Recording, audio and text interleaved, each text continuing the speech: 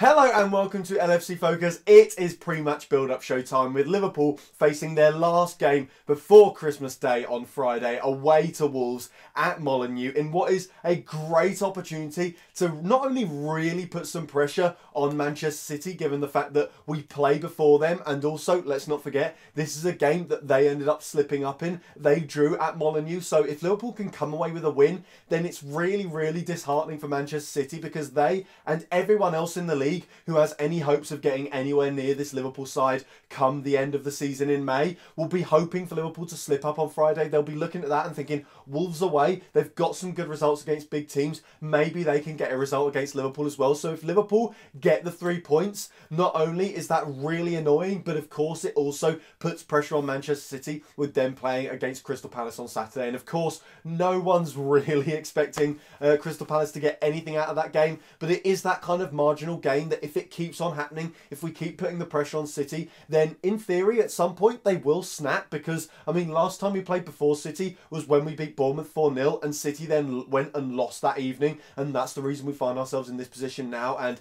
it's something that was brought up but at the start of the season. Everyone was sort of talking about City and thinking, well, they were great last season, they blew everyone away, but what will they actually be like if they end up in a title race, if they end up against a team who is level or even, as Liverpool are, ahead of them at this stage of the season?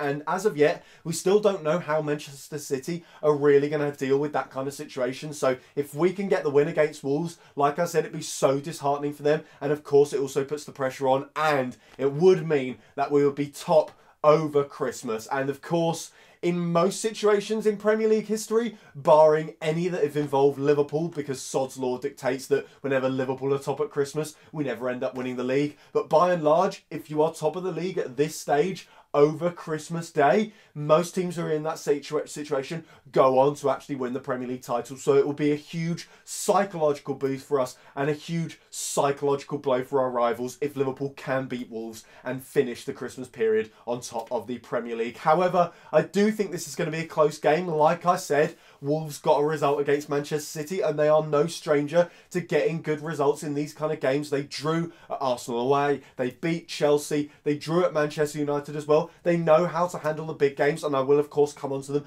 a bit later on in the video and talk about how I think they're going to set up and what I think their chances are up against this fantastic Liverpool side that is, of course, and I'm never going to tire of mentioning it, top of the Premier League. So team news going into the game regarding Liverpool players. Trent Alexander-Arnold, Jurgen Klopp gave an update on him in his press conference yesterday, and it was actually a pretty positive update given that we haven't really known up until now any sort of details about the timescale of when Trent's going to return from injury. It's still a little bit under wraps what the injury actually is. We just know it's something to do with his foot. Jurgen Klopp said that positively we're expecting him back sooner rather than later, and the injury isn't as serious as was first feared. Now, again, this doesn't really give us much of a timescale. That could mean he'll be back for Arsenal. It could mean he'll be back by the middle of January. We don't really know. Sadly, it doesn't mean he's going to be available for this game because it does come too soon. But hopefully he'll be back sooner rather than later because, of course, we've got those massive fixtures against Arsenal at home and Manchester City away on the horizon. Elsewhere, James Milner, who missed out the game against Manchester United at the weekend,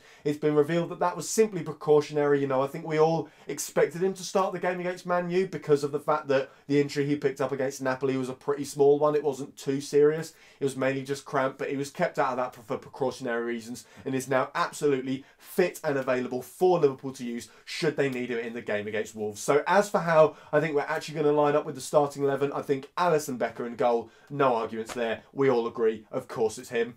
The centre-back pairing, I think, is going to have to be, again, Dejan Lovren and Virgil van Dijk. We are down to the absolute bare bones there. There is essentially no one else available. Now, we have promoted Kiana Huerva, I believe his name is, a Dutch fella from the under-23s. He can play centre-back, he can play right-back. He is only 16, however, so ideally, we wouldn't really use him outside of maybe that FA Cup game that's also away to Wolves at the start of January. I think maybe he gets a game there. Obviously, Jurgen Klopp, if he's promoted him to first team training and he's only 16, it's a bit early to do that. So you think, you know, that he's not just doing that to give him a bit of a flavour of what it's like in the first team and, you know, build him up so within 2 years' time he's ready to play. He's doing that bang in the middle of the season because we need defensive cover, and with Nat Phillips injured as well, and we don't really know when Matip or Gomez are going to come back and be available. We do need someone in emergency, in a crisis. And so if Van Dijk or Lovren have to go off, then maybe he plays. But all things considered, barring any more injuries, he will not be playing any football outside of, like I said, that FA Cup game. So it will be Lovren and Van Dijk as the centre-back pairing. The left-back, I think, has to be Andrew Robertson. I think the Newcastle game, a nailed-on Alberto Moreno game there, you know, at home, with bigger games either side of it, against weaker opposition in theory. That's perfect Alberto Moreno territory. But away to Wolves, who are a very, very solid side, I think it's a bit risky to be playing Albi in that one. So I think Robbo has to start. And then at right-back, I'm going to go with Nathaniel Klein. Now, obviously, there's now the question of whether we go with Klein or Milner, because Klein played against Man U, Milner played against Bournemouth. Both of them played solid games. Neither of them really put a foot wrong, although on the flip side, they were both pretty unremarkable. You know, neither of them stood out as being, wow, amazing, what a revelation at right back. They were both just fine. I think we probably go with Klein for this game simply because with the fact that Wolves are a strong counter-attacking side, they are so good going forward. I think you'd actually be better off playing Klein and almost not playing a back three, because I don't think we should be switching our formation just for this game. It is only Wolves after all. But in the sense that Robbo will be the one who bombs forward, who does the attacking. We know he's got that in his locker, and we know that Klein is a bit more reserved and more of a defensive fullback. So then what we do is essentially the centre-backs obviously stay back. A midfielder will occasionally come in and drop in for Robertson and stuff like that. But by and large, Klein will be held back, playing as a proper right-back rather than a Liverpool right-back who loves to bomb on, get crosses in, and join in with the attack. So that is how I think the defence is going to line up.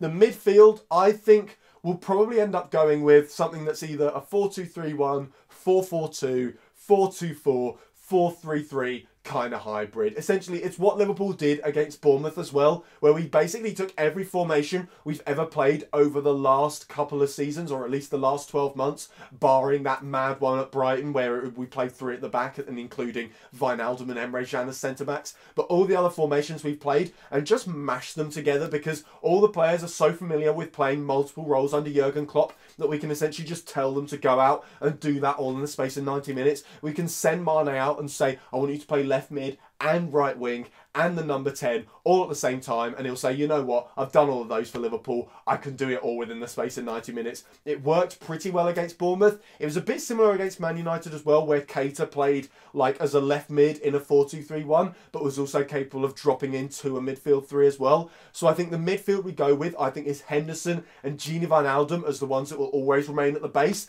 and then Naby Keita as the extra one who, whenever it's a 4-3-3, he goes in alongside them. Henderson plays as the 6 and Gini and Keita are ahead of him, but occasionally Keita will drift out to the left to either play in a 4-2-3-1 formation or indeed a 4-4-2 with sort of advanced wingers playing a little bit ahead of the midfield base. And then I think the attacking three, the ones that will always be playing on the front foot, will be Mane, Salah and Firmino. Now, where these players play is entirely up to Jurgen Klopp and entirely almost dependent on the situation of how the game's panning out. I'd love to see more of Salah down the centre, because I think he really, really suits that position, and I'd love to see him take on that Wolves back line, which at times will be stretched, will be playing higher up the pitch, and hopefully will allow some space in behind for Mo Salah to attack. And of course, I'd love to see Xherdan Shaqiri after his fantastic cameo appearance against Manchester United. He would deserve a start in this game.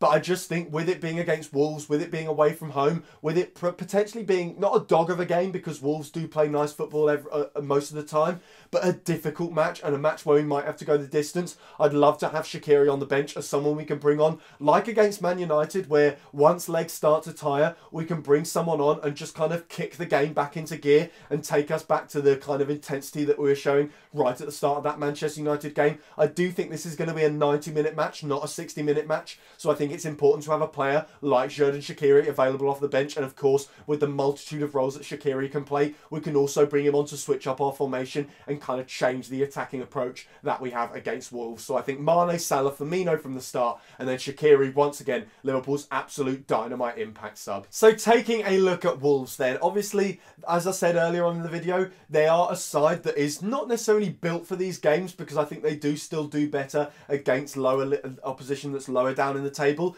but they certainly have game plans and formations and the personnel as well that suit playing against sides that are better than them, against sides that are going to dominate the ball. And they are, of course, also in great form at the moment. They've got like their first 3 consecutive top flight wins for like half a decade or something like that. Certainly the first time they've managed to string that many good results together since they were promoted back to the Premier League over the summer. So they're a good side. They are a solid side. And as I said, they know how to set up for these kind of games. And they are a potential banana skin opponent for Liverpool. And I think what we've got to be really, really careful of in this match is managing the game all the way through, because that's something that Wolves are good at as well. They know when to strike and when to sit back and defend. It's something that really stood out about their performance against Chelsea, where they ended up winning the game 2-1, and they weren't the best team for a lot of the game. At times they were under the cosh, at times it looked like Chelsea could have run riot and Chelsea were all over their defence.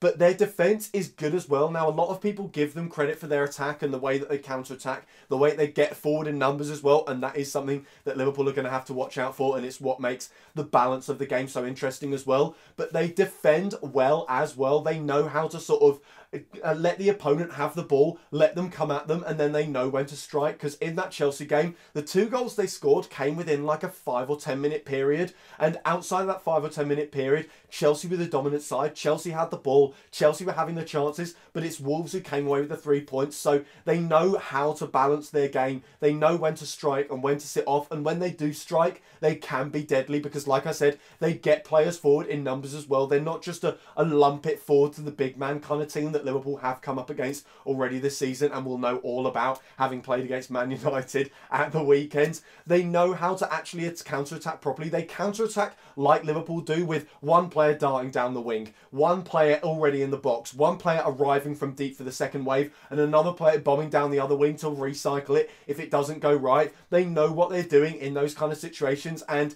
it will be an interesting balance that Liverpool have to strike as well, because they do play a back 3, and when they do sit off, that can revert to a back 5. So Liverpool are in a rather interesting situation in terms of how many men they commit forward, and it's what I think again comes into the question of whether or not Xherdan Shaqiri should play, because you wonder if Wolves do a little bit of a low block, if they do sit off and kind of give Liverpool the space to tap the ball around but never allow them into the box to create clear-cut chances, whether it would be good to have a Shaqiri type player on the pitch just to try and force the issue a little bit more and create more chances. But when you do that, you've got to take into account the fact that when Wolves do attack, they will do it in numbers, and that is part of the reason that I do think Nathaniel Clyne would be useful for this game, because the last thing you want is 2 of our centre-backs isolated against like 3 of their attackers, because our centre-backs are good, they're fast, they're strong, but if you beat them in terms of simple numbers, there's nothing they can really do about it. So I think having Nathaniel Clyne in there, who will stay back and kind of stick around with those centre-backs and keep the numbers that Liverpool will need to combat Wolves' counter-attacks,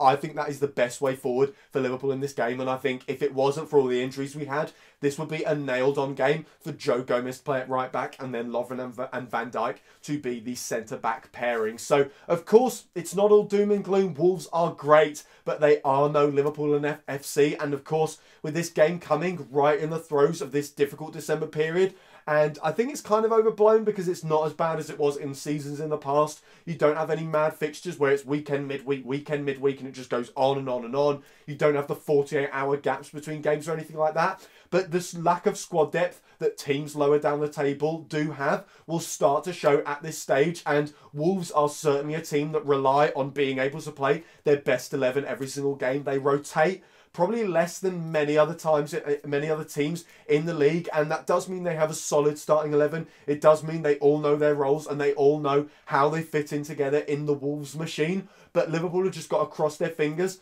that Wolves won't be able to do that because of how tired those players will be, and either they'll start to tire around the 60-minute mark, or they'll have to change their squad up and they won't quite be as fluid. And of course, with them playing a back 3 in that situation as well, if they do commit men forward, a back 3 playing a high line is the kind of thing that we all know by now is absolute suicide against Liverpool. Now, I'm not suggesting that Wolves will willingly do that, because they have a good manager, they're a sensible side, they know what they're doing, they're not just going to allow Liverpool to freely counter-attack on them and use our pace against them. but they could potentially get caught out at various stages in the game if they're not careful, and it's just up to Liverpool to make sure they are in the right positions at all times to capitalise on that. So I don't think it's going to be an easy game. I do think it's going to be a tough one. I potentially back Wolves to score a goal at some point as well. However, I do think Liverpool are going to get the win. If you ask me, it's probably going to be 2-1. I think maybe we go 2-0 up, then they get a goal back, and it all becomes a very, very nervy finish.